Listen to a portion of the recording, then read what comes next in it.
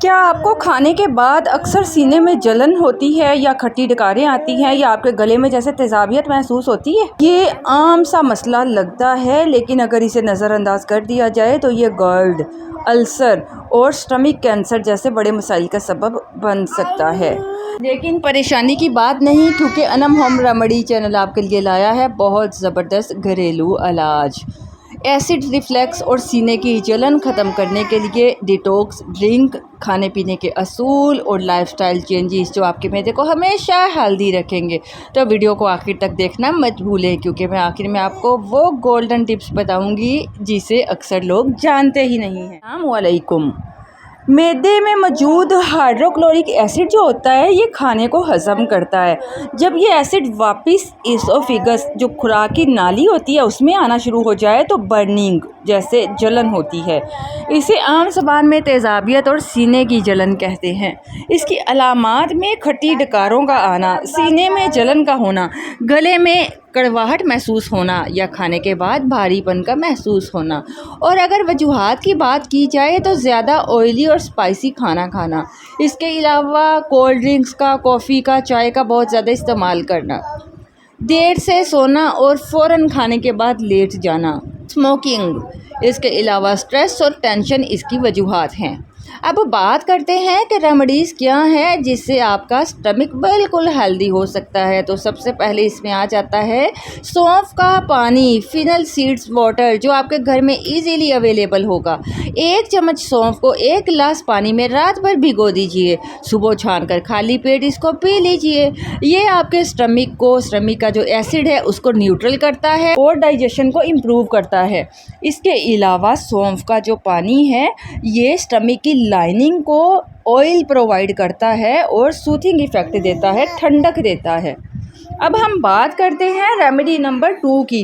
1 गिलास ठंडा दूध अगर आप खाने के बाद पी लेते हैं तो दूध में एक तो कैल्शियम होता है और इसके अलावा एक्स्ट्रा ये एसिड को एब्जॉर्ब कर लेता है। ये फौरी रिलीफ देता है और ख़ास तौर पर रात के वक्त अगर आप ठंडा दूध इस्तेमाल करते हैं तो आपको फ़ायदा होगा। कुछ लोगों को दूध से एलर्जी होती है या दूध सूट नहीं करता, तो उसके लिए तीसरी रेमेडी पर आते हैं जिसमें है बनाना। रोज़ाना 1 या 2 केले खाने से स्टमक की लाइनिंग पर प्रोटेक्टिव लेयर बन जाती है जो स्टमक को डैमेज नहीं होने देती। ये एसिड को इसोफेगस तक जाने से भी रोकता है। बनाना जो है ये पोटाशियम से भरपूर होता है और ये डाइजेस्टिव सिस्टम को बेहतर बनाता है। अब बात करते हैं अदरक की चाय। ये बहुत फ़ायदेमंद चीज़ है। 1 कप पानी में छोटा सा टुकड़ा अदरक का डाल दीजिए। दिन में 1 या 2 बार आप इसको पकाकर कहवा पी लीजिए। अदरक स्टमक की स्वेलिंग को कम करता है और ये ब्लोटिंग को भी दूर करता है। अब बात करते हैं शहद और नीम गर्म पानी की। इसकी तो क्या ही बात है। 1 गिलास नीम गर्म पानी में 1 चम्मच अगर आप शहद डाल के सुबह पी लेते हैं तो इससे ना सिर्फ स्टमक सही रहता है बल्कि स्टमक की लाइनिंग को हील करता है, जलन को कम करता है और आपकी ओवरऑल हेल्थ भी इससे बेहतर होती है। अब बात करते हैं Basil leaves. Holi Basil leaves जो है तुलसी के पत्ते, 4 से 5 तुलसी के पत्ते चबा लीजिए और पानी में उबाल कर भी आप इसे पी सकते हैं। इसका कहवा बना सकते हैं। ये स्टमक एसिड को बैलेंस करता है और फौरन सुकून देता है। एलोवेरा की बात की जाए तो एलोवेरा का जूस रोजाना 1 कप पीने से खाली पेट अगर आप पीते हैं तो इससे स्टमक सही रहता है, कॉन्स्टिपेशन नहीं होती और तेज़ाबियत भी नहीं होती। ये स्टमक के जो खट्टापन है उसको हील करता है और ये एसिड रिफ्लक्स को भी रोकता है। अब हम बात करते हैं कि कौन सी खुराक हमें खानी चाहिए ताकि आप स्टमक के प्रॉब्लम से छुटकारा पा सकें। ओट्स ब्रेकफास्ट में ले लीजिए, कोकम्बर आप लें, मेलन लें, पपाया लें, कोकोनट वाटर लें, ग्रीन वेजिटेबल्स का इस्तेमाल करें। ये सब फूड जो हैं ये स्टमक के लिए बहुत फ़ायदेमंद हैं। ये स्टमक को एसिड फ्री रखते हैं और ये स्टमक को कूलिंग इफेक्ट देते हैं। अब बात करते हैं कौन सी ऐसी खुराक है जिसे आपको अवॉइड करना चाहिए। स्पाइसी और ऑयली फूड से परहेज़ करें। इसके अलावा टी, चाय, कॉफ़ी ज़्यादा मिकदार में मत लीजिए। कोल्ड ड्रिंक्स को छोड़ दीजिए।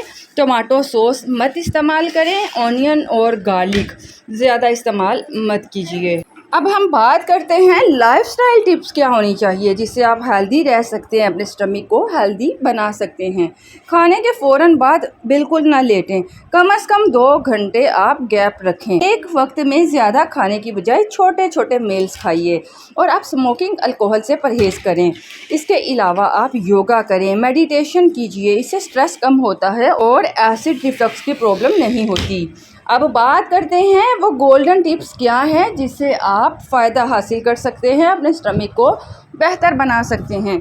1 गिलास नीम गर्म पानी, चम्मच का चौथा हिस्सा बेकिंग सोडा डाल लीजिए, मीठा सोडा, इसको मिक्स कीजिए। ये फौरी आपके एसिड को न्यूट्रलाइज करता है और इंस्टेंट रिलीफ देता है, लेकिन ये सिर्फ इमरजेंसी यूज़ के लिए आप इसे इस्तेमाल कर सकते हैं। रोज़ाना इसका इस्तेमाल बिल्कुल नहीं करना।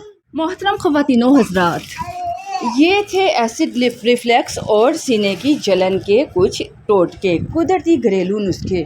अगर आप इनको अपनी रोज़मर्रा ज़िंदगी का हिस्सा बना लें तो आपके मैदे की हालत बेहतर हो जाएगी और आप जलन और खट्टी डकारों से निजात पा सकेंगे। मैं उम्मीद करती हूँ आपको हमारी वीडियो से कुछ ना कुछ सीखने को मिला होगा।